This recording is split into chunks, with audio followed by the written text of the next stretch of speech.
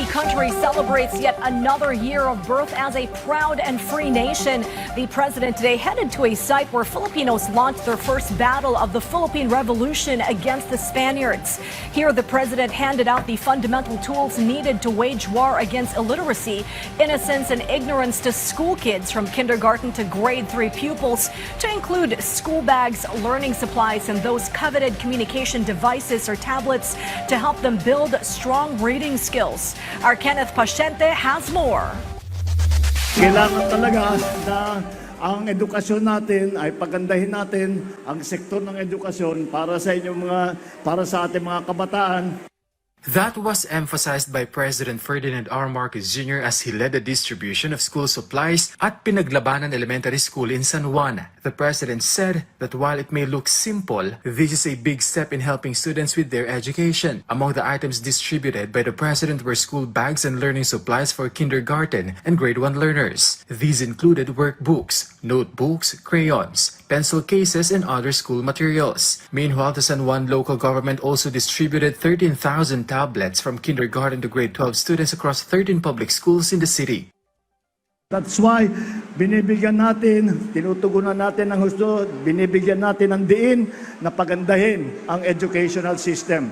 Ngunit, alam ko naman, dahil ito ang ginawa po natin dito ay nagtulungan ang national government at saka ang local government. At maraming magagawa ang local government at national government kapag nagsasama, magandang coordination ng national government at saka local government. Students welcomed the initiative, saying it would be a big help to their education. Nakakalakoy po na tulong sa pag-aaral dahil meron po na pinagtutulong po ni BBM tapos ni Mayor po na makaaral po na mabuti at magkaroon ako ng better na future. Importante po sa pag-aaral namin dahil pwede po itong makatulong po sa mga research, mga works po namin. The work of teachers like Helena is also expected to become easier, especially as they can now manage students' activities online. Mas madali po yung may tablet kasi lalo-lalo na po dito po sa amin sa San Juan, may mga libre po silang internet sa bahay. So yung access po ng pag-school nila or ng lessons po namin, mas madali po through use po ng internet.